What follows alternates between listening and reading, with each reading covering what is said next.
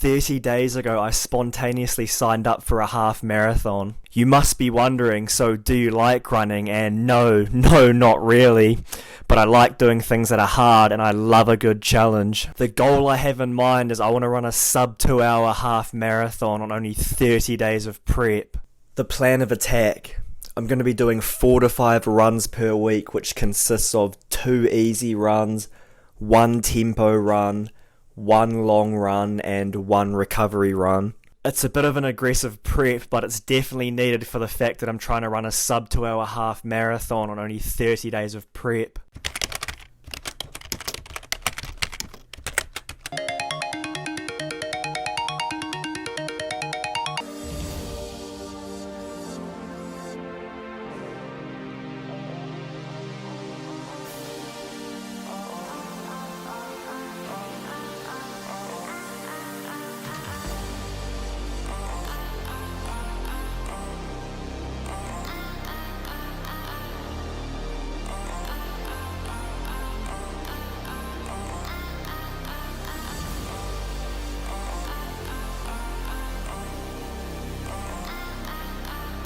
That is the big news.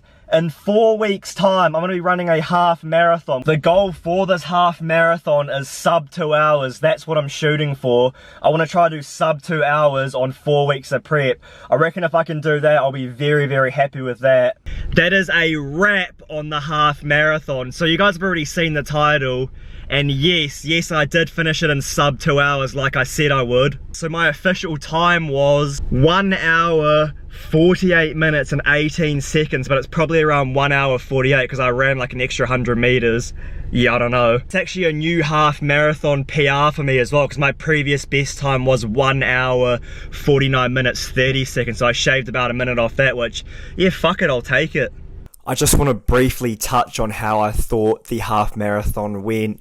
You know, I thought for 30 days of prep it was a pretty good effort. You know, 1 hour, 48 minutes is not bad at all, considering the fact that before I even started the 30-day prep, I hadn't done any long distance running in like 4 to 5 months, so I'm pretty happy with that. There was just a few small mistakes I made, just little mistakes that, you know, maybe I could have got like an hour 44, an hour 45, so I just want to kind of touch on those right now. I'll put my split on the screen right now so you can see what kind of pace I was running per kilometre.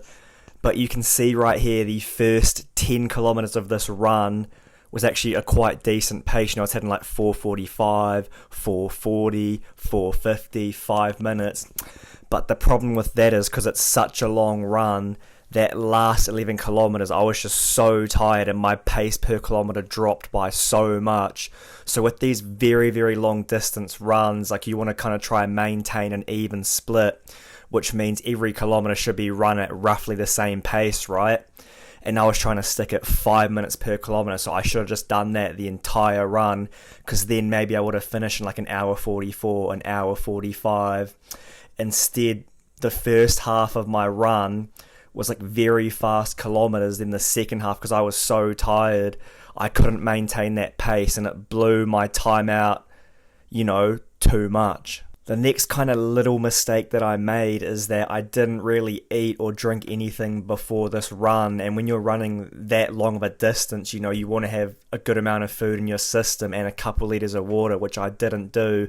I literally just woke up and went straight there. All I had was a banana and like a couple of cups of water. You know, that's not enough to fuel yourself for such a long run. What ended up happening as a result of that is 18 kilometres in, I hit what's called the brick wall, which pretty much just means your body has run out of energy. You know, you've run out of carbs, you've run out of glycogen, so now your body's using its fat and converting that as your energy source, which takes way longer.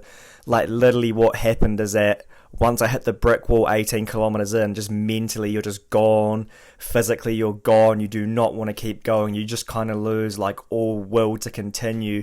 So when that happened to me, I was just like, what is going on right now, man? Like I wasn't really aware of it at the time, but I was just done. Like my entire body was just in agonizing pain. Like every step that I took just hurt.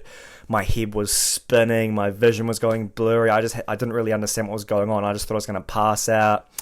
But then it wasn't until like a couple days after the run, I was like talking to a few mates, like, oh yeah, that's the brick wall. And that would have happened because I didn't eat or drink anything, which is an absolute rookie mistake, which I will not make again. But yeah, I just kind of want to put that stuff out there for you guys that are maybe you want to do a half marathon, maybe you want to do a 10K. Those are just some things to keep in mind. That one, just try and maintain an even split. Don't run too hard at the start because you will tire yourself out and you'll slow down towards the end, which you don't want.